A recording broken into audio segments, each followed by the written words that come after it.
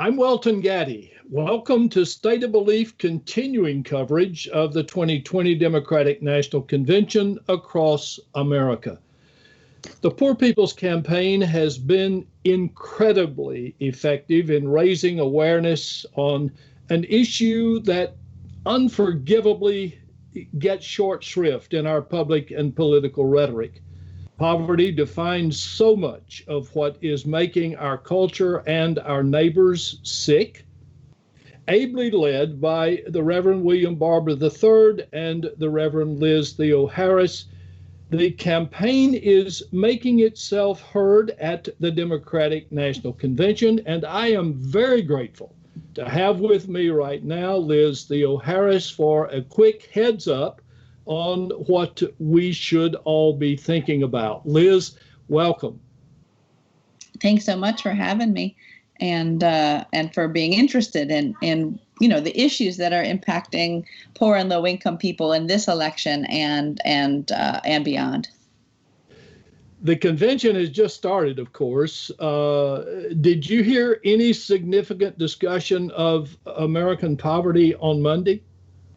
I don't think there was at all sufficient conversation about the reality that half of the U.S. population was facing before COVID-19, let alone this many months into the worst public health crisis that this country has seen in a century, and as we enter, indeed what looks like it's going to be a Great Depression. The issues of living wages, of universal single-payer health care, of housing programs, as well as a moratorium on evictions and foreclosures, the issues that are impacting immigrants in terms of detention, the level of voter suppression. These issues that are really life and death issues, right? What we've seen in the United States over the past 5 months is trillions going to bail out the billionaires, the wealthy, the corporations. We've seen actually billionaire wealth increase by hundreds of billions of dollars, right? At the same time that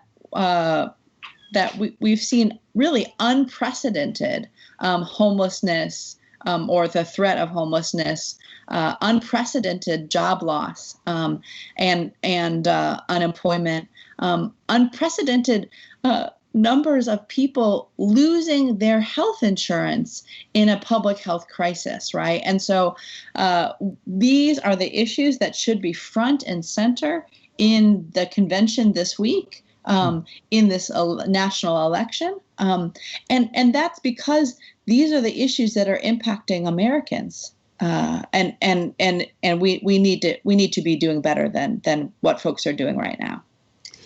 Liz, if there is one lesson that you've learned in organizing and amplifying the issue of poverty and empowering people who are always marginalized because of their economic status, what would that lesson be?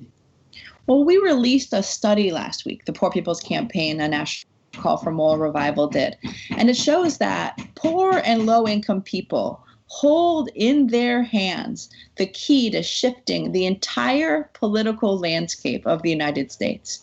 That if in very small numbers, poor and low-income people who are eligible to vote can indeed vote and change the result of elections, right? In the 2016 election, if poor and low-income people had voted at the same level that higher income voters did, it would have completely changed the electoral map.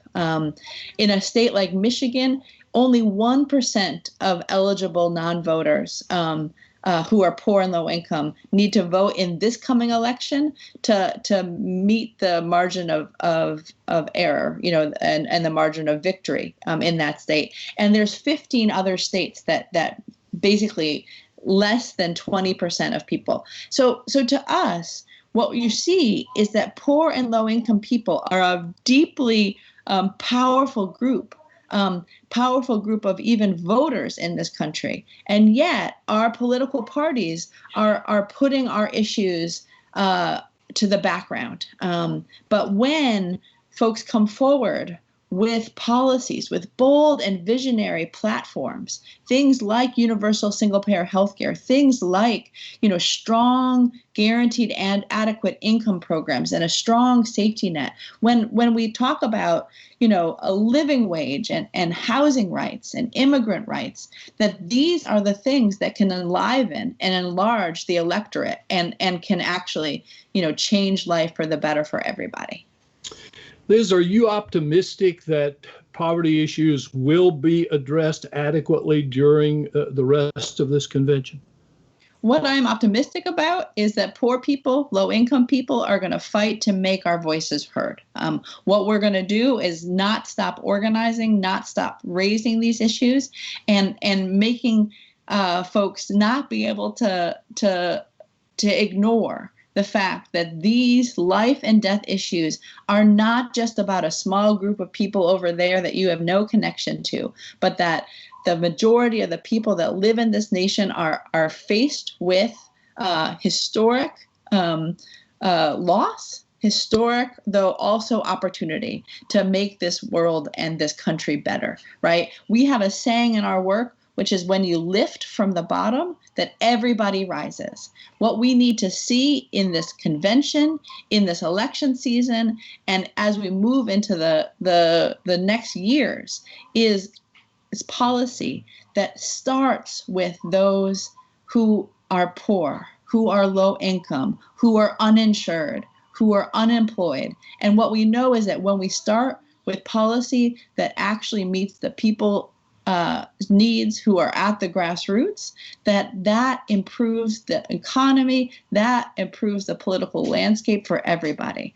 What we need is as a movement to change the values of this nation, to value people over profit, put people first, put low income and poor people first, and to say that everybody has a right to live. And we're going to, hold this country to that. And I think we can.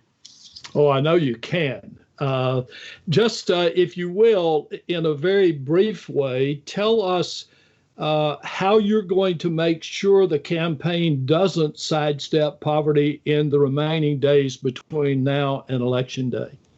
Well, the Poor People's Campaign is organizing a campaign of ourselves. It's called We Must Do More, mobilizing, organizing, registering, and educating people for a movement that votes. And what's important about the work that we're trying to do in this election season and as this convention is taking place is training and networking thousands of people in communities all across the country, from Appalachia, from the hollers to the hood of Kentucky, from the Bronx to the border, up in deindustrialized Aberdeen, Washington, all over this great nation, and having folks connect with other poor and low-income people, other people of conscience who see that the way that this country is going is not the way it needs to, and making sure that we have a strong voter participation and protection program in place for this coming election. We know that this election isn't everything, but we also know that our lives depend on electing candidates that are going to prioritize things like healthcare and living wages and education and housing. And so what we're doing is uniting and organizing people from all walks of life to be able to raise the issues, to sound the alarm on the injustices that are facing people today, and to say we must do more. And that calls on our elected officials and our candidates, but it also calls on us, the people, to make this country what it needs to be. Reverend Theoharis, please give my greetings and thanks to my friend, Reverend Barber, and thank you for all that you are doing. It truly is a ministry that is encouraged by all of the world's great religions and moral traditions, and I am grateful that you were able to be with us on this important week. Look for more of our convention coverage, including interviews with leaders, activists, and delegates all week at stateofbelief.com. I'm Welton Gaddy. Thanks for watching.